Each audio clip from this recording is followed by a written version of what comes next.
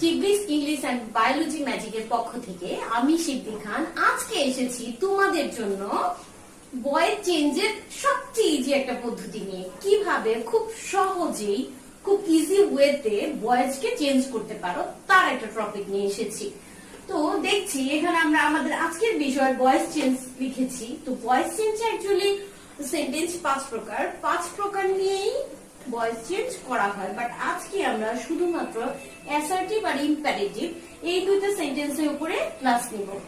এই দুইটা নিব এর জন্যই যে এই দুইটাই সবচেয়ে বেশি ইম্পর্টেন্ট আর ম্যাক্সিমাম পরীক্ষাগুলিতে এই দুইটা থেকেই এসে থাকে। সো এখানে আমি লিখেছি অ্যাক্টিভ থেকে প্যাসিভ করার নিয়ম। তোমরা পূর্বের ক্লাসেও জেনেছো অ্যাক্টিভটা কি বা প্যাসিভটা কি। তো আজকে আমাদের ক্লাসে অ্যাক্টিভ থেকে শুধু প্যাসিভ করার যে রুলস সিস্টেম, সেটার যে সবচেয়ে সোজা একটা পদ্ধতি যেটা তুমি অনুশীলন করলে খুব অল্প সময়ে এটা সলিউশন করতে পারবা, তার একটা সিস্টেম হচ্ছে। সো এখন দেখো এখানে আমরা একটা সক লিখেছি, সক 1, তারপর হচ্ছে সক 2।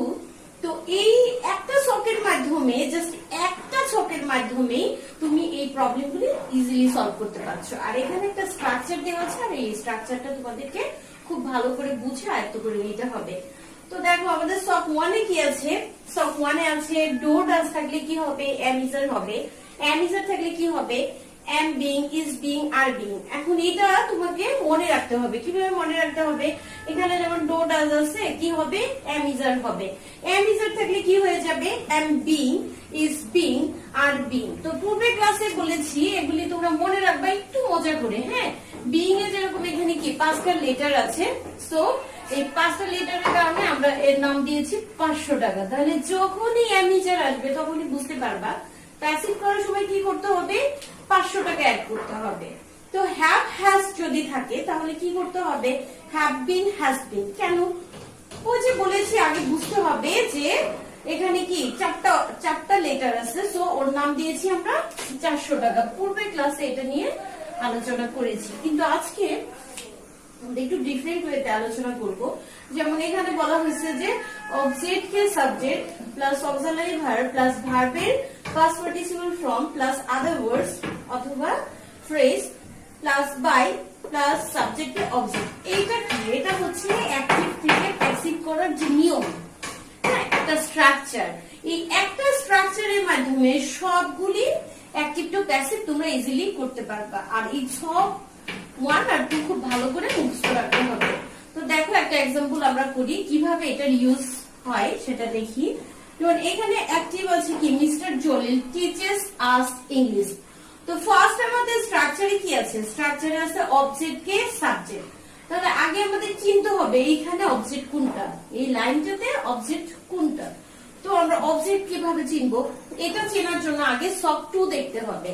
সক 2 যেমন এখানে আমাদের অবজেক্ট কিছু এখানে দেওয়া আছে, me, him, us, you, her, them. এই সবগুলি হচ্ছে অবজেক্টিভ গ্রুপ আর এইগুলি হচ্ছে সাবজেক্টিভ গ্রুপ। সো আগে প্র্যাকটিস করার আগে সব 2 এটা সম্পর্কে খুব ভালো ধারণা থাকতে হবে। যেমন সব 2 তে আমরা দেখেছি আস মানে এখানে আমাদের অবজেক্টিভ গ্রুপ। সো আমাদের স্ট্রাকচারে অবজেক্ট কে সাবজেক্ট, তার মানে এখানে অবজেক্টিভ গ্রুপটা কি? অবজেক্টিভ গ্রুপ হচ্ছে আস। তো অবজেক্টিভ গ্রুপ যদি আস হয়, আর আমরা ওখানে কি শিখেছি? আসের অবজেক্ট সাবজেক্টিভ গ্রুপ কি? উই, তাই না? তাহলে এই আসের সাবজেক্টিভ গ্রুপটা আমরা কি লিখবো? উই। আচ্ছা, এরপরে কি লিখেছি? Auxiliary verb. তো auxiliary verb actually auxiliary verb কি? am, is, are, was, were, have, has, had, shall, should, be, might, can, could, এই সবগুলি কি? Auxiliary verb. সো এখন দেখো অক্সিলারি ভার্ব আমরা কোনটা নিব? এটা কিভাবে ডিপেন্ড করতেছে? এই যে অক্সিলারি ভার্বটা নিব, হ্যাঁ, সেটা কিসের উপর ডিপেন্ড করছে? ডিপেন্ড করছে এই ডো ডাজ এর উপরে, বা এখানকার কি ভার্ব আছে এটার উপরে। হ্যাঁ, এখানে ভার্ব আছে কি? টিচেস। এখানে কি ভার্ব আছে? এখানে ভার্ব আছে টিচেস। সো এটা বুঝতে হবে যে এটা কি ধরনের ভার্ব, ডু ডাজ ভার্ব না ডিড ভার্ব না কোন গ্রুপে আছে, অ্যাক্টিভের কোন গ্রুপটা আছে। তো এখন আমরা এখানে দেখলাম হচ্ছে এস অথবা ইয়েস যদি থাকে সেটাকে আমরা কি ধরি? সাধারণত ডো অথবা ডাজ ধরি। তো যেহেতু ইয়েস আছে তার মানে এটা কি? ডাজ ভার্ব, তাই না? ইয়েস থাকলে কি ভার্ব হয়ে যাচ্ছে? Does verb. তাহলে যদি ডাজ হয় তাহলে আমাদের সকে, আগে বলেছি একটা সকে যেহেতু অনেক প্রবলেম সলভ, সো সকটা খুব ভালো করে বুঝতে হবে। তো এখানে আছে ডাজ, সো ডাজ এর জন্য আমাদের প্যাসিভ অক্সিলারি ভার্ব কি আসছে? এম, ইজ, আর। তো উই এর সাথে আমরা সাধারণত কি নিব? আর নিব, কারণ উই এর সাথে আর আসে। তাহলে কি হবে? We are topped. টিচেস এর পাস্ট পার্টিসিপল ফর্ম, কারণ এখানে বলা আছে ভার্বের পাস্ট পার্টিসিপল ফর্ম, আর টিচেস এর পাস্ট পার্টিসিপল ফর্ম হচ্ছে টপড। টিচ, টক, টপড।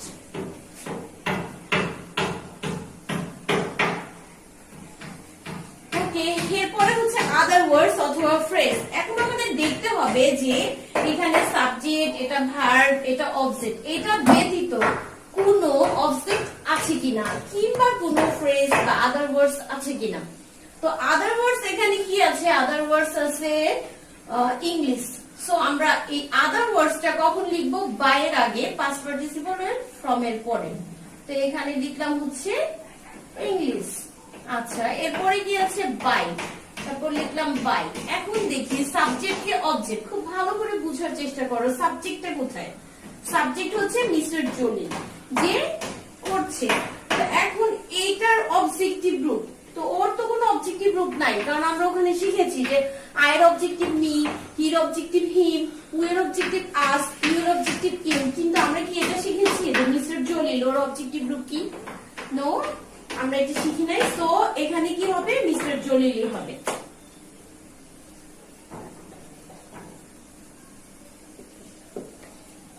এরপরে নেক্সট সেন্টেন্সে এখানে আছে I have done the work at ওনস। Actually আমি বারবার বলছি সব ওয়ানটা কিভাবে আমরা করেছি এটার উপরে বেশি প্রায়োরিটি দিতে হবে। যেমন এখানে আছে কি হ্যাভ ডান, তাহলে খুঁজতে হবে যে আমাদের অ্যাক্টিভে কোথায় হ্যাভ হ্যাজ আছে। তো আমরা দেখেছি এখানে অ্যাক্টিভে হ্যাভ হ্যাজ আছে। তো হ্যাভ হ্যাজ থাকলে অক্সিলারি ভার্ব কি হয়ে যায়? Have been, has been. So আমরা এখানকার যখন প্যাসিভ করব তখন কি হয়ে যাবে? হ্যাভ বিন ডান। তাহলে অবজেক্ট কোনটা? অবজেক্ট হচ্ছে দ্য ওয়ার্ড। তাহলে এখানে কি লিখবো? The word. এখানে লিখবো হচ্ছে দ্য ওয়ার্ড। আর এক নোনটা কি? অবশ্যই এটা হচ্ছে অবজেক্ট। হ্যাঁ, এটা হচ্ছে আদার ওয়ার্ডস, সরি অবজেক্ট না, এটা হচ্ছে আদার ওয়ার্ডস। তো আদার ওয়ার্ডস কিন্তু আমরা কখন বসাবো? বায়ের আগে বসাবো কিংবা বায়ের পরে বসাবো। সো এখানে হচ্ছে কি দ্য ওয়ার্ক, দ্য ওয়ার্ক এর সাথে কি হয়? হ্যাজ হয়।